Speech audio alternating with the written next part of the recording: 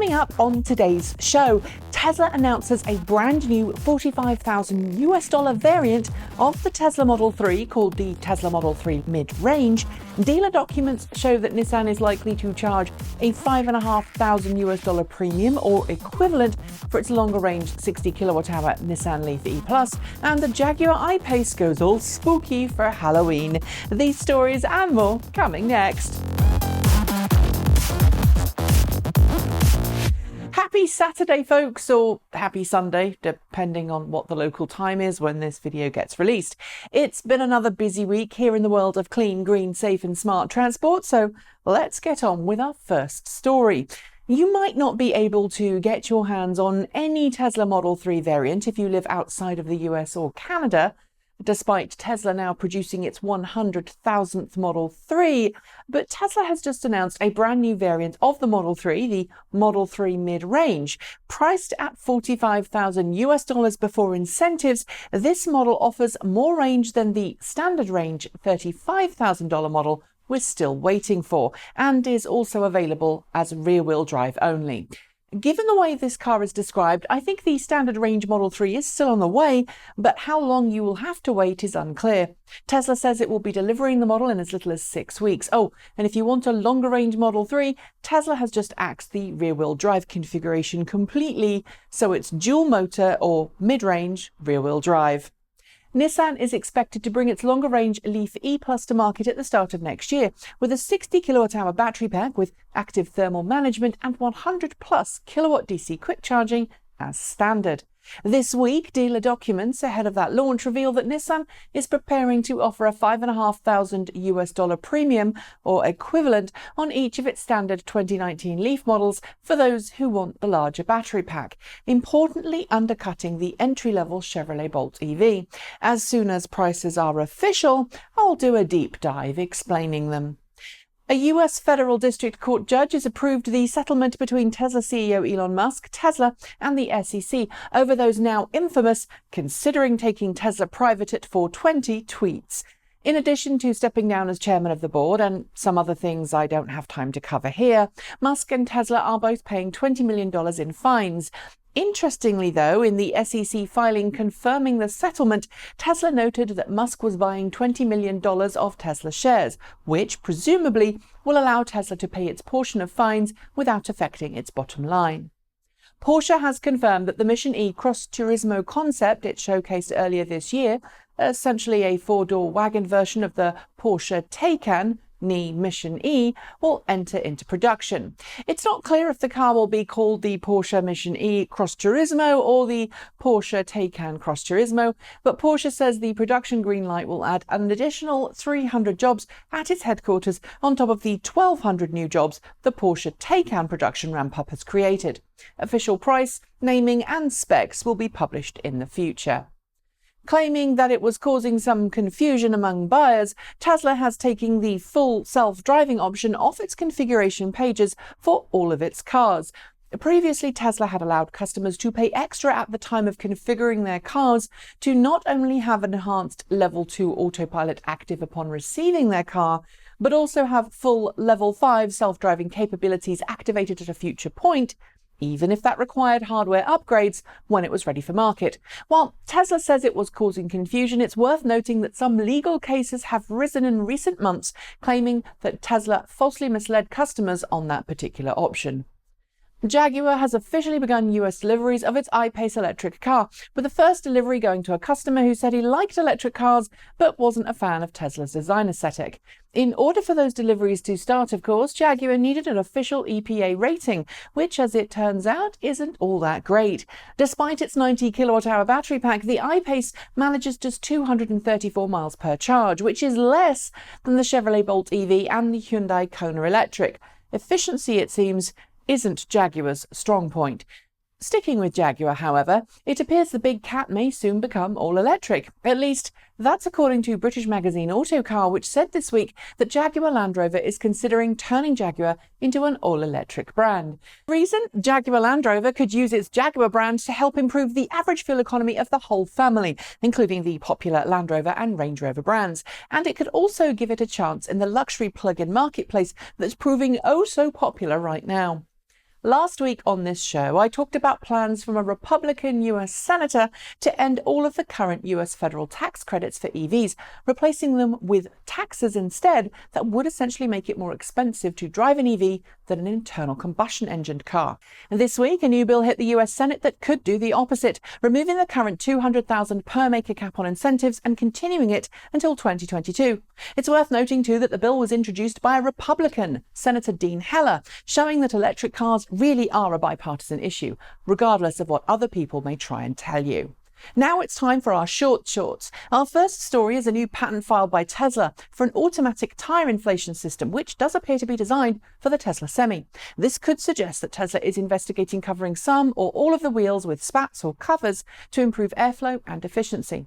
Volkswagen's Chinese partner SAIC Volkswagen has completed the groundbreaking ceremony for the first factory built exclusively to produce MEB platform vehicles. For those who don't know, that platform is the brand new one designed by Volkswagen to underpin all of those EVs it's been promising us for a really long time. San Francisco-based electric motorcycle firm Alta Motors has ceased operations after a business relationship between it and Harley-Davidson reportedly began to head downhill. The company had been enjoying a good year, but its decision to cease operations could help it get reborn in the future with new investors. Nissan has officially been reprimanded by the UK Advertising Standards Authority over claims it made in UK ads about how quickly the 2018 Nissan LEAF could be recharged. It's all tied into the Rapidgate debacle, and while Nissan did change the wording in some of its ads, the ASA says it's not enough. Audi has agreed to pay some major fines in Germany as part of recompense for its involvement in the Volkswagen Dieselgate scandal. The fines, €800 million, will resolve civil claims against the company and come a few months after the arrest of Audi's CEO for wrongdoing over those very same cheat devices. Despite those fines, Audi is talking smack about Tesla, claiming its upcoming all-electric e-tron GT, a car that we'll first see at the LA Auto Show, will outperform a Tesla Model S P100D. The e-tron GT is scheduled for production in about a few years' time, so expect Tesla to have a faster model by that point. BMW has said that the i4 electric car it's readying for production will look like a 4 Series Grand Coupe, but maybe a little taller to accommodate a 4th-generation battery pack, offering a targeted range of 375 miles, 600 kilometers on the WLTP test cycle. Electrify America has announced that it's secured a deal with EV Connect, SEMA Connect and Greenlots to allow network interoperability. This will make it easier for customers to find and use electric car charging on the go, and it should also reduce the number of membership cards you're going to have to carry with you. ChargePoint has also announced a new set of roaming agreements with networks in Canada and Europe, allowing EV owners to charge wherever they happen to be. The European one with EVBox is interesting too. It makes it possible for US customers to hire a car when visiting Europe and then use their US account to charge said car. Sono Motors has announced the start of its second round of funding following a one-week private subscription period that saw it raise €5 million. The company aims to bring its solar-powered Scion electric car to market in the near future. British sports car manufacturer Morgan has officially put a pause on plans to bring its EV3 electric trike to market. While it's not completely cancelled per se, Morgan says its current powertrain supplier, Fraser Nash, was no longer able to fulfil the project within the terms of the contract.